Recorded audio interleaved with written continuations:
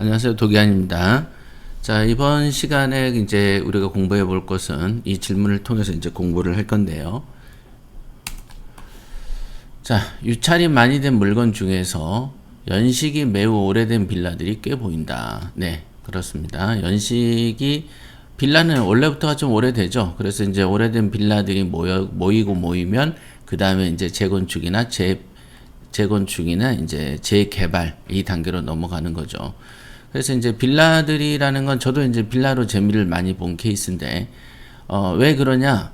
요즘같이 이제 아파트가 비정상적으로 오르는 시절, 즉 문재인 정권 초기 1년부터 시작해서 지금까지 한 8년 됐네요. 한 9년째 되는데, 그러니까 사실은 우리나라 역사상 이렇게 9년, 10년 꾸준하게 이제 수도권 전체 또는 전국의 그 부동산들이 급등하게 되는 것은 굉장히 기이한 현상 중에 하나입니다.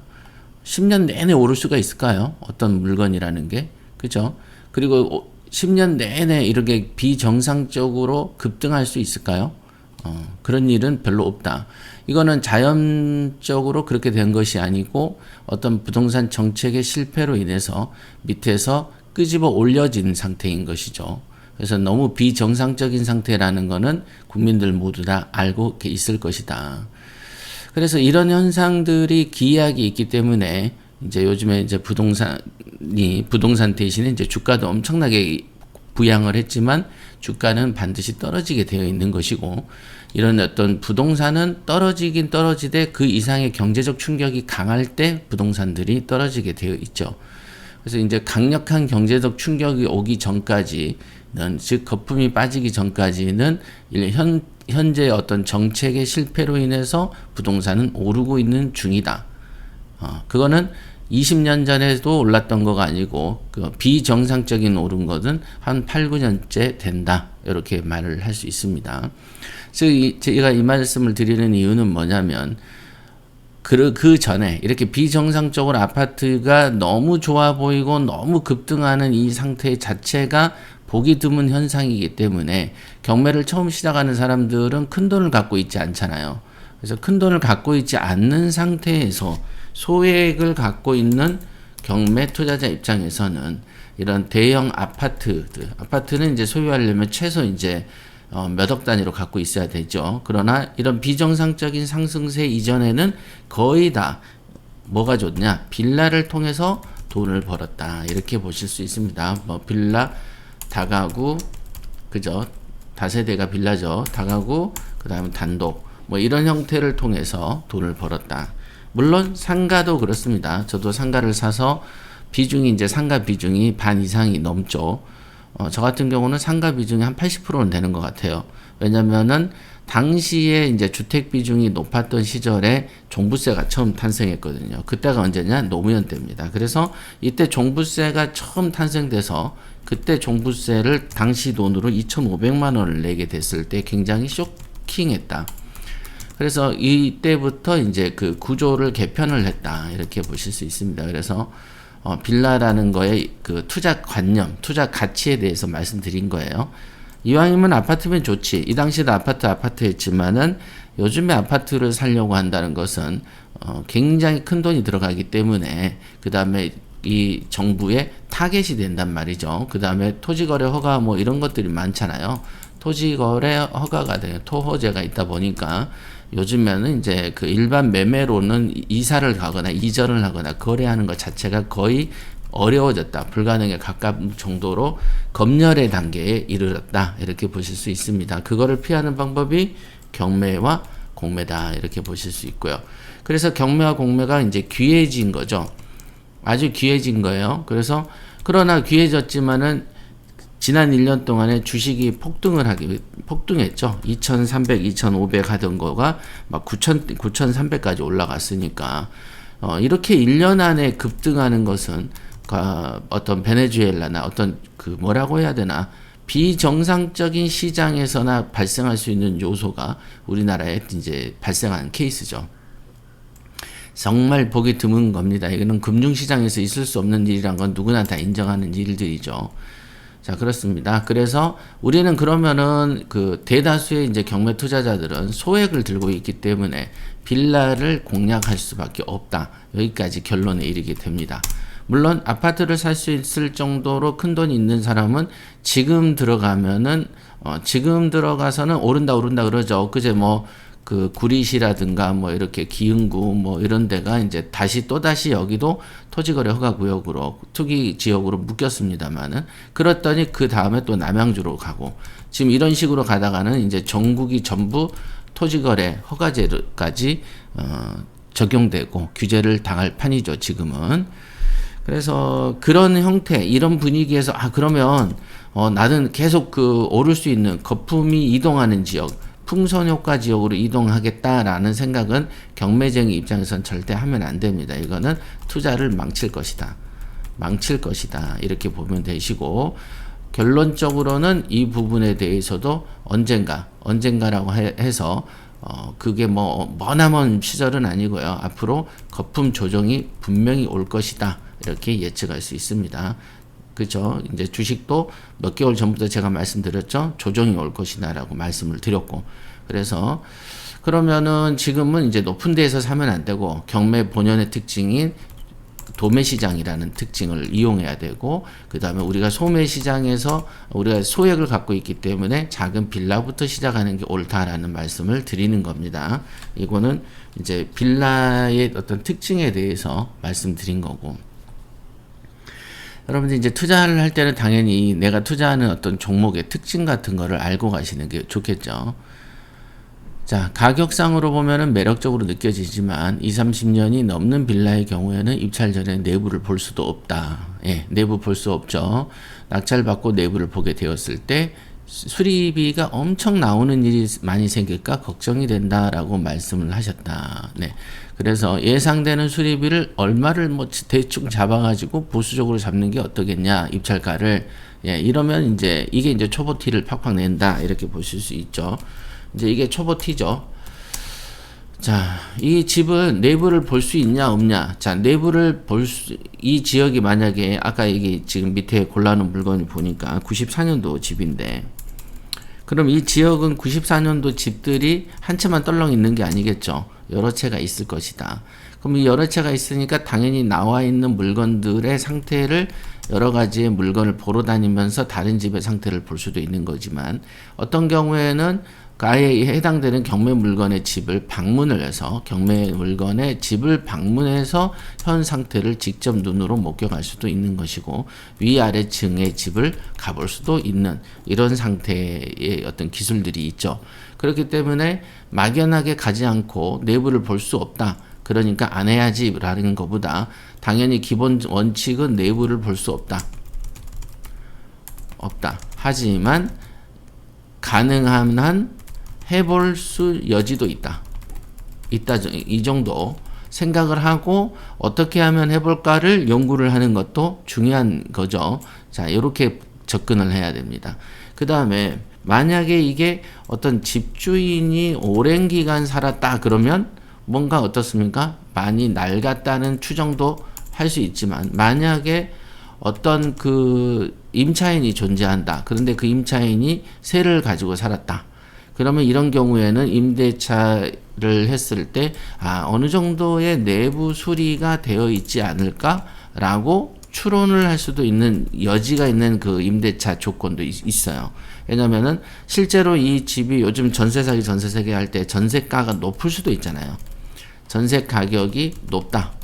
그러면 내부 수리 가능성이 있다. 이렇게 볼 수 있는 거죠. 그러나 전세도 안 살고 소유자 거주 같은데 너무 오랜 기간에 거주한 것 같다. 그러면 이거 기본적으로 수리비가 들어가겠구나라는 생각할 수 있고요. 다만 이 고급의 아파트나 그런 게 아닌 이상은 그냥 이 정도의 낡은 빌라들이라면 수리라고 하는 거가 겨우 해봐야 싱크대하고 화장실, 도배장판 이런 거가 전부일 가능성이 높죠. 그러니까 작은 평수잖아요. 작은 평수이기 때문에 그 수리비가 여러분의 수익률을 크게 좌지우지할 가능성은 낮다라고 보실 수 있다. 물론 개별의 특징이 있습니다만 이렇게 보는 게 맞습니다. 그래서 해당 물건을 한번 보도록 할게요. 해당 물건을 보면 자, 이런 물건입니다.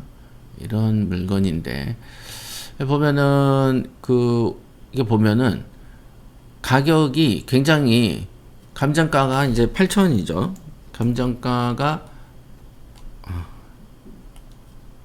감정가는 8,800인데 이제 최저가가 3,000이니까 나쁜 거는 아닙니다. 그리고 나쁜 거는 아니고 실제로 10평 정도가 8,000일까 싶은 생각도 좀 있습니다.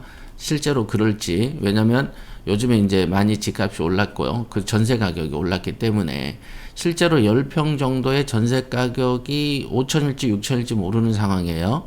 더 될 수도 있지만 어쨌든 이거는 조사를 하시면 되는 건데 이 8,800이라는 가격보다 실제로 조금 더 높을지도 모르겠다라는 생각 정도를 합니다. 실제로 조사를 해보세요. 근데 여기서 중요한 거는 뭐냐? 가격 대비에 이제 반 이상 떨어졌으니까 나쁜 조건은 아니다. 그리고 실제로 이제 낙찰해서 1등이 된 사람도 보면은 이제 그 6명이 붙었는데 3천인데 4천에 써갔으니까 굉장히 다른 사람들이 보수적으로 입찰한 케이스다라고 볼 수 있습니다. 보수적으로. 그리고 이거가 물어줄 돈이 없다라고 본다면은 그냥 4천에 사가지고 인테리어를 한 몇백 바르면 되는 수준일 가능성이 높다라고 볼 수 있어요. 요게. 그래서 이 물건의 이제 외관을 이렇게 보면은 이 동네가 그 전체적으로 좀 비슷하죠. 빨간 벽돌이고 이런 거 항상 조사할 때는 주변의 개발 호재를 분석해야 된다 이렇게 얘기하고요.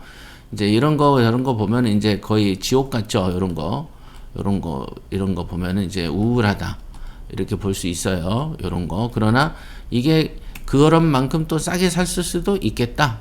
저도 이거보다 더 지저분한 집도 산 적이 있는데 문제는 전세를 뺄 수만 있으면 큰 문제가 아니었던 것 같아요. 이런 거는 뭐 사람 시켜서 금방 빼면 되는 거고 어떤 경우는 여기 있잖아요. 턱 있는 데가 요 밑에서부터 물이 들어오니까 요 턱 있는 데를 갖다가 한 3cm 정도 이렇게 세면을 쳐가지고 물이 쭉 지하로 흘러오지 않게끔 만드는 그런 집도 저는 본 적이 있습니다.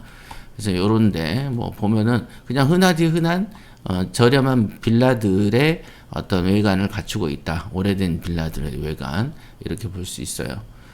그 다음에 요거는 어디서 찍었는지 좀 왜 이런 사진을 찍었을지 모르겠네요. 여기가 3층인데 지하도 아닌데 이걸 왜 찍었을까?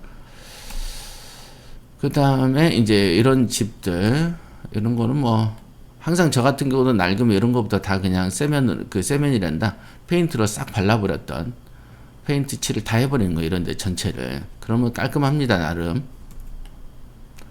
이거 보고 학을 띨 일은 아니고 요거는 그냥 여러분들이 페인트 사다가 갖다 발라도 되는 일들이기 때문에 요거 보고는 아니고 위치를 보면 위치는 바로 학교 앞이라서 나쁘지 않습니다. 여기 그 다음에 여기는 이제 상업지역이 있고 녹지도 있기 때문에 여기까지는 또 아파트가 되어 있기 때문에 입지면에서 좋고 여기도 지하철이 좀 있어요. 그러니까 나쁘지 않는 환경인데 왜 이거를 사다가 포기했을까라는 생각이 저도 들기도 합니다. 그래서 이거는 이제 권리관계를 보면은 강제경매가 15년이고 21년 압류 뭐 이런 거가 특별한 게 없습니다. 그리고 보면은 임차관계도 없어요. 그러니까 단지 사가지고 수선만 해가지고 내놓으면 되는 상황으로 보여집니다. 그리고 이 정도의 물건 같은 경우에는 공실이 많지 않을 것 같습니다. 3층이기 때문에. 그래서 이 부분은 사놓고서 사람들이란 게 그렇거든요. 사놓고 갑자기 이제 그 수리할 생각이 나면은 견적이 안 나온다라고 생각하는 사람도 있고요. 실제로 이게 또 요즘에는 매매 사업자로 해서 단기 매매에 집중하는 게 또 트렌드가 돼가지고 그 관점에서 보면 돈이 안 되죠. 왜냐면은 이 지역 자체는 분명히 좋은데 요거 가지고 수리비를 내가 한 500, 600 바른다라고 생각을 하면은 이것저것 다 뭐 이전비 달면 5천이 살짝 넘어가니까 이거를 이제 시세 조사할 때 보수적으로 또 팔아야지 빨리 팔린다라고 생각을 할 것이고 그러다 보면 먹을 거 별로 없네라고 생각을 하고 던졌는지 아니면은 요게 이제 이 정도 낙찰돼 가지고는 대출이 안 되기 때문에 그러면은 생돈 5천, 6천을 발라야 되는 상황이 되는 거죠. 동원해야 되죠. 그런 동기로 포기하게 된 것인지 이런 것도 여러분들이 이제 그 생각을 해보셔야 될 문제다. 하나 입지나 이런 부분에서는 좋은 편이다 이렇게 볼 수 있어요. 자, 그래서 이런 경우에는 당연히 예상되는 수리비를 잡는다. 자, 요거가 겁이 나는 초보자가 예상되는 수리비를 잡는다는 것 자체가 좋지 않다. 이런 거는 당연히 예를 들면 진짜 많이 들어가도 6, 700이면은 우리가 흔히 말하는 방식으로 충분하기 때문에 그거를 잡고 계산에 포함하는 건 옳습니다만은 이거는 옳습니다만은 이제 그것 때문에 수리비를 높게 잡죠. 높게 잡으면 반드시 떨어지게 된다. 실패하게 된다. 이렇게 보시면 됩니다. 그래서 시세 조사를 제대로 하고 짠돌이표를 통해서 정확한 분석을 하면 예리하게 어디까지 쓰고 어디까지 버릴지를 알 수 있어요. 우리가 이제 영화 같은 데를 보면은 어떤 사람이 이제 주먹을 확 날리거나 칼을 던지면 그 칼이 슬로우 모션으로 오면서 그 주인공이 살짝 비끼잖아요. 살짝 비끼면서 1cm, 2cm 차이로 비끼면서 피하는 그런 거 봤죠. 그거가 이제 고수들이 할 수 있는 거죠. 그냥 멀리 피해버리면 좋습니다만은 살짝 피하지 않으면은 살짝 피하면은 반격이 가능한데 멀리 피하면은 공격이 안 된다는 거죠. 그래서 고수들은 살짝 피합니다. 그래서 이런 거는 이제 정확한 시세 조사를 통해서 이런 리스크를 분석하는 게 굉장히 중요하다라고 볼 수 있겠습니다. 자, 여기까지 하겠습니다. 스스로 투자하고 평생 돈 버는 경매 투자자를 양성합니다. 대한공경매협회와 함께 실전 경매를 시작하세요.